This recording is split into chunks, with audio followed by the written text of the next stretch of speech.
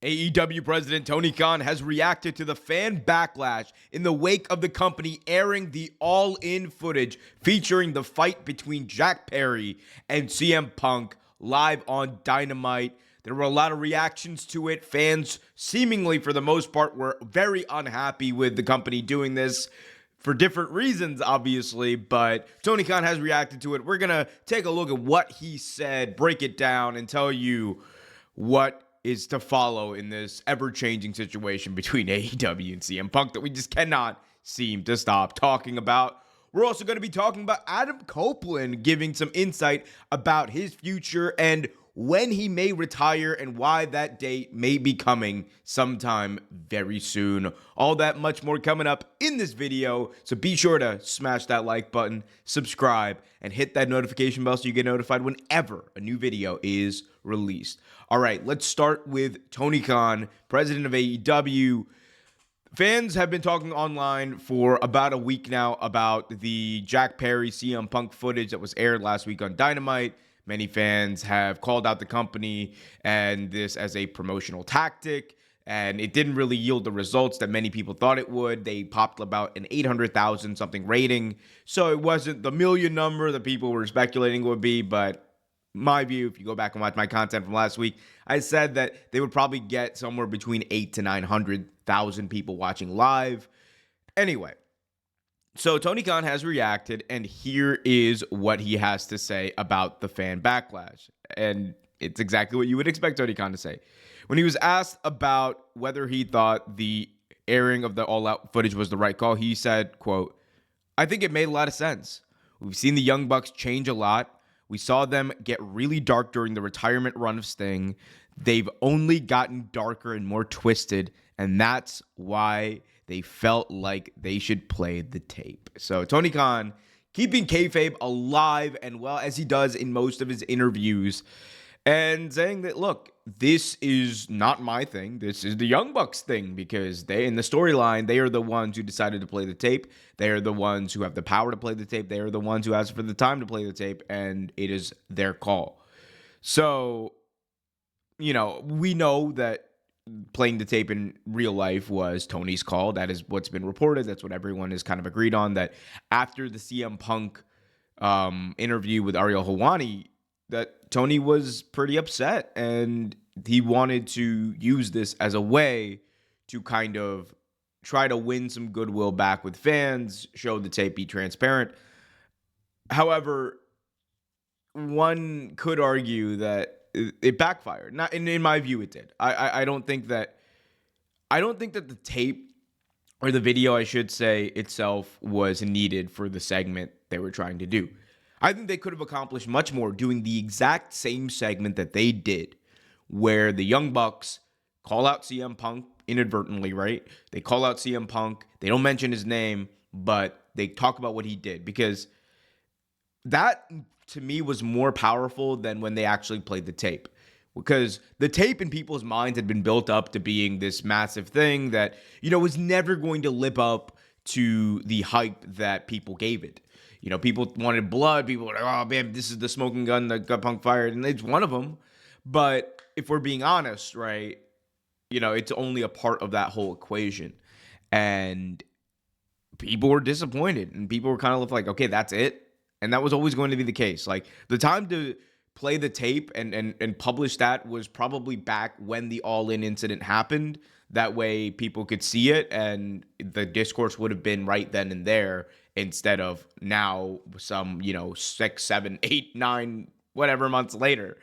So there's that aspect to it.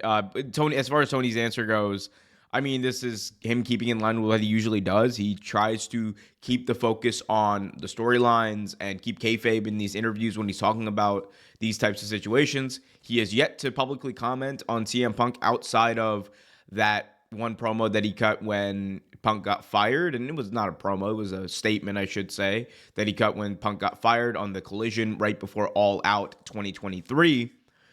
But I would expect him to, probably not talk about Punk for a long time. And it would, even if Punk goes out there and buries the company again, I don't see him being Tony going out and talking about it, because I just don't see He just has refused to talk about it. Will we get, a self-destruction of CM Punk or a self-destruction of Phil Brooks at some point from AEW? I hope not, because honestly, I think we're all kind of sick and tired of talking about it.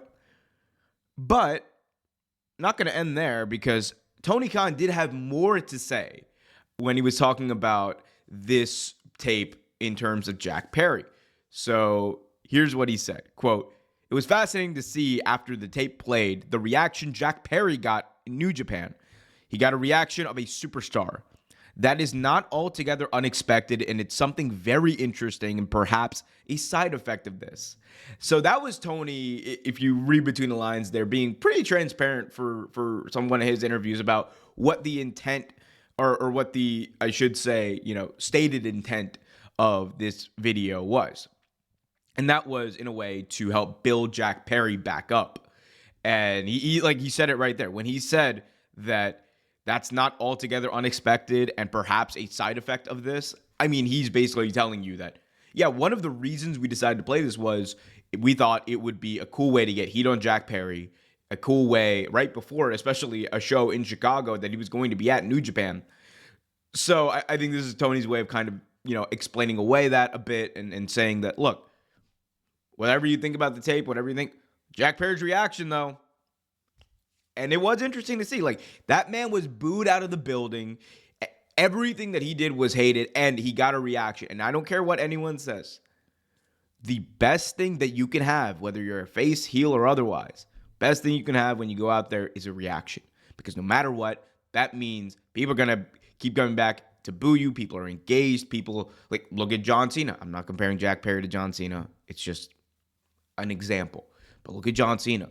That's someone who was booed out of the building for years. Roman Reigns, same deal. Booed out of the building for years. Years. Yet, people still came coming back, and he still remained on top. Why? Because that's what wrestling is about. It's about getting a reaction. And I'm telling you, there are going to be a lot of cities where Jack Perry is going to be booed out of the building. There's a chance that we could see him this Sunday at AEW Dynasty in St. Louis, helping the Young Bucks prevail over FTR in the ladder match. And if, rumors are to be believed, Jack Perry is not far from returning to AEW.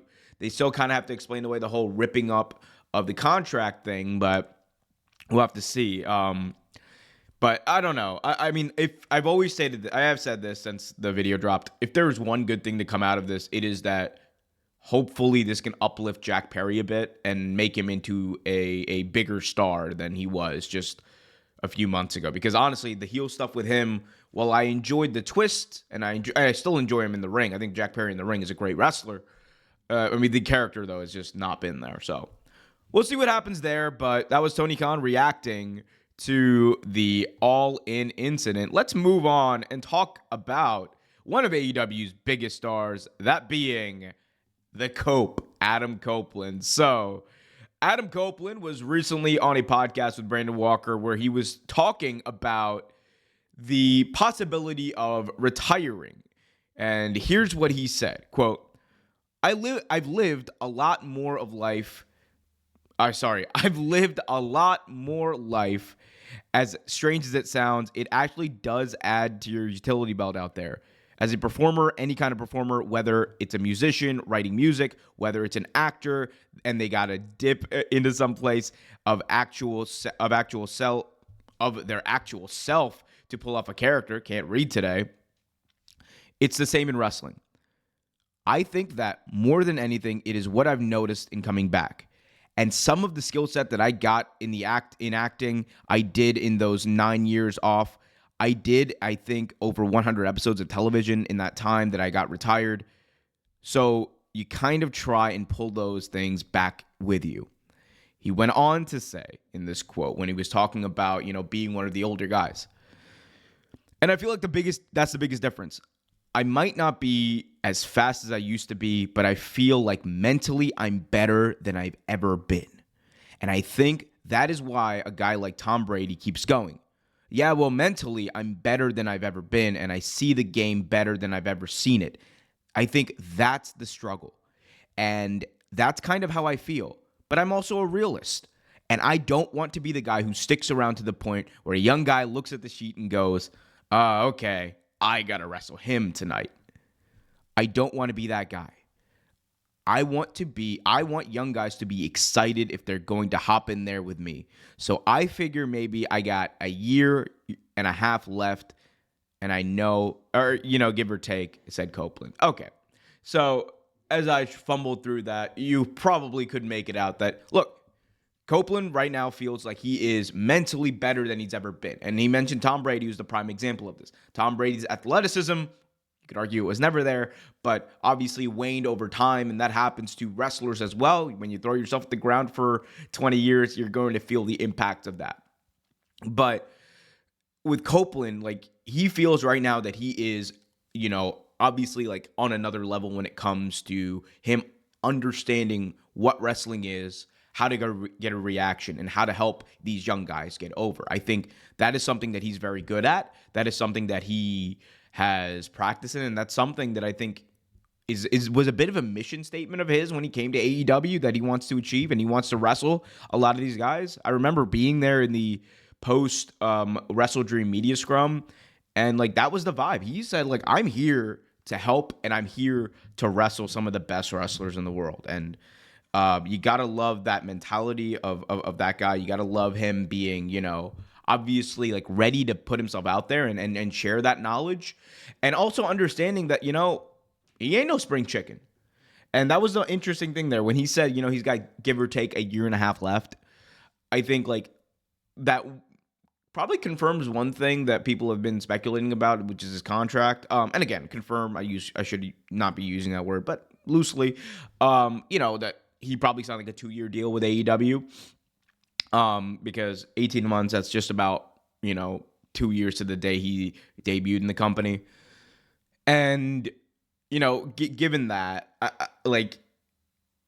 I truly believe that Copeland will end his career in AEW. I think that he has said that enough times. He has made that clear, and that whenever his time is up with his contract or whenever he decides to hang it up, he's done. Could he sign a Legends deal with WWE? Could he sign something with AEW as an ambassador? I think so. I think that's possible. I think that could happen. But at the same time, I also think that like it's a reminder for us as fans. One of the coolest things about seeing these wrestlers that we've seen for like 20 plus years on our screens is the fact that, they're still able to do it at a high level. And Copeland, no matter what you want to talk about his look or whatever, he's still doing it at a high level. His matches are some of the best on Dynamite or Collision week in, week out. He had a banger of a match in Toronto with Christian Cage. He had the best match at AEW World's End back in December. He's still putting out bangers. And I think he's going to continue to do so until he can't anymore. And, I hope that we get to enjoy Adam Copeland, Edge, whatever you want to call him, for as long as we possibly can. He's had one of the most historic careers in a sense, a very tragic point in his career when it was cut to an end. And then, a very euphoric rejuvenation when he came back at the Royal Rumble in 2020. And all the twists and turns it's taken from, competing in the main event of Mania again, to leaving the company, to coming to AEW and wrestling Christian Cage, and potentially teaming back up with Cage later on. Like, it's been a hell of a run. And one thing you can't say about Cope is that he hasn't, gained the respect of wrestlers and wrestling fans. That's for damn sure. So enjoy wrestlers while they're still wrestling, while they're still around. Guys, let me know what you guys think about all of this. Tony Khan talking about the Backlash. Adam Copeland here talking about his retirement. Let me know in the comment section below. Also, be sure to smash that like button, subscribe, and hit that notification bell so you get notified whenever a new video is released. Until next time, keep it real.